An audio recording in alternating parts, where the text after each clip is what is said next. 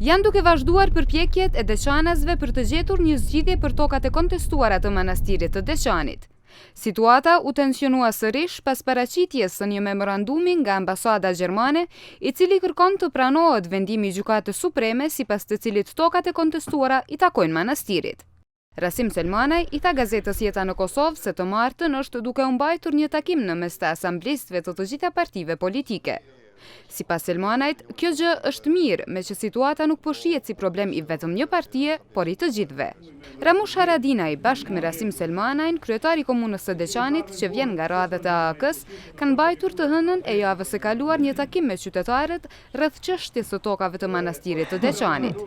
Haradinaj dhe Selmanaj tentuan që të bindin qytetarët e Deçanit të pranojnë memorandumin e ambasadës gjermane, por qytetarët e Deçanit e kundërshtuan vazhdimisht këtë memorandum. Në pikën e parë të këtij memorandumi kërkohet që komuna e Deçanit në mënyrë të parevokueshme të tërheqë ankesën kundër vendimeve të dhomës së posaçme të Gjykatës Supreme të Kosovës lidhur me çështjet që kanë të bëjnë me agjencinë e privatizimit në rastet të tokave të ndërmarrjeve Apiko dhe Iliria, duke njohur pronësinë e manastirit për parcelat kadastrale të kontestuara në procesin gjyqësor. Ky vendim i Gjykatës Supreme ja jep rreth 23 hektar tokë manastirit të Deçanit.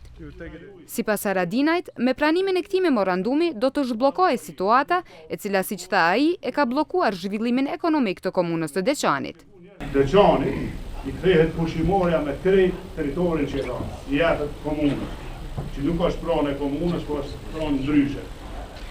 Me këtë detyra juaj sipas meje është se cilit mi a shpjegu pa eufori, nuk du të mi shpall fitore se nuk është mërshëm, po me ditë mu a shpjegu njerëzve se qka është në pyetje. Edhe është në memorandum që kryetari në shumë, në emrin tim, në emrin e juaj, në emrin tonë, po me cilin ne blokojmë gjendjen në gjerin diçka. Dhe më në gjerin drejtën shpëtëzim, sipër, rrugë, pushimore. Një qytetar pyeti se çka do të bëhet me ato toka nëse nënshkruhet memorandumi. Ai kërkoi të di nëse aty do të ndërtohen banesa kolektive ose se si e parashihte memorandumi një gjë të tillë. Ndërsa Enver Likaj, këshilltar komunal nga radhët e AAK-s, është shprehur i habitur me atë që ai e ka quajtur ndërhyrje të politikës në drejtësi. Unë këtë pikën e parë nuk e shoh pse politika duhet veproj mbi drejtësinë dhe dënijet e drejta pronës së manastirit, e cila më pas mund të kalojnë mbrojtjes UNESCO-s. Në këtë pikën e pestë, do thotë kisha na lejon neve me ndërtu rrugën. A jemi na shteti apo kisha është shtet mbi shtetin? Pas kësaj, Ramush Haradinaj është ngritur për t'u dhënë përgjigje të interesuarve dhe ka kërkuar nga gazeta Jeta në Kosovë të ndalë kamerën. Haradinaj u është drejtuar pastaj të pranishmëve, duke u thënë që kjo nuk është marrëveshja më e mirëmundshme, por që është një vendim i Gjykatës Supreme të Kosovës, i cili, siç tha ai, nuk mund të ndryshohet. Haradinaj tha se me pranimin e këtij vendimi do të fillojë të ndërtohet edhe rruga Deçan-Plavë, e cila sipas tij do të ketë një rëndësi të madhe për zhvillimin e kësaj komune. Pas takimit me qytetarët, ku nuk arriti të marrë një aprovim, Haradinaj ka takuar edhe lidhjen e historianëve të Kosovës, deka në Deçan, nga të cilët ai ka kërkuar që të zbusin qëndrimet e tyre kundrejt kësaj çështje, pasi që, siç ka thënë ai, këtu është fjala për një vendim të Gjykatës Supreme. Ramush Haradinaj është larguar nga Deçani, ndërsa historianët së bashku me kryetarin e komunës, Rasim Selmanaj, kanë mbajtur një takim tjetër me qytetarët, ku historianët treguan qëndrime të zbutura.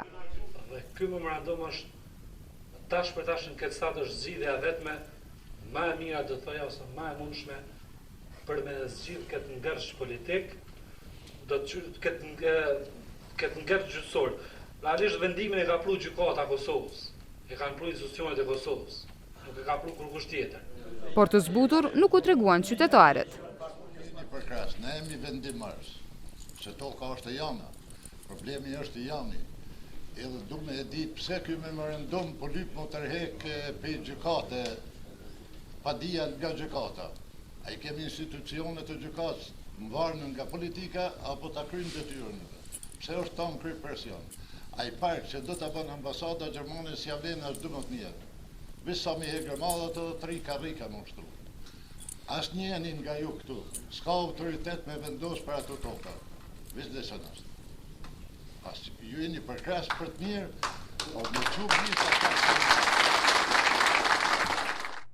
Selmanaj në fund të janarit, kur ishte përuruar fabrika e mjaltit Golden Honey, pati deklaruar se çdo propozim apo edhe vendim që është në kundërshtim me interesat e komunës së Deçanit nuk do ta ketë përkrahjen e komunës. Asnjë memorandum që bjen ndesh me interesat e komunës së Deçanit, normal që do ta përkrahojmë. Mirë po, ne jemi të gatshëm për me bo zgjidhje, mirë po, e kam thonë disa zgjidhje më mirë është me u respektu ligji dhe këto prona duhet me dalë në privatizim. Ndërkaq pas një muaji, i pari i Deçanit deklarohet ndryshe. Po ashtu e tha këtu një zotninj, tha kush e nënshkruan është tradhtor. Veç morë me. Kërkush s'ka kompetencë komune me dhon pronat në këtë rast manastira. A e dini pse? Duhesh me qenë pronar si komune për me dhon dikujna. Mirë po na nuk jemi pronari. Kështu që problemin e dini ka marrë vendim Gjykata Supreme e Kosovës. Fatkeqësisht, kjo është e vërteta. Do ka marrë vendim gjykata, por jo komuna. Sipas tekstit të memorandumit, manastiri e bartë të drejtën e shfrytëzimit të parcelave kontestuese. Kërkohet heqja e hotelit Iliria që të bëhet ripyllëzimi, ndërtimi i disa shtigjeve dhe vendosja e disa bankave. Asnjë ndryshim në lidhje me shfrytëzimin nuk do të jetë i mundur kundër vullnetit të një pale tjetër, thuhet në mes të tjerash në tekstin e memorandumit. Edhe pse Haradinaj, si dhe kryetari Selmanaj, u zotuan se do të hapet mundësia për ndërtimin e rrugës Deçan-Plav, skaj manastirit, pika e 5 të këtij teksti thotë se manastiri do të jap miratimin e tij për rehabilitimin e rrugës që çon në Lugin dhe kalon nga manastiri.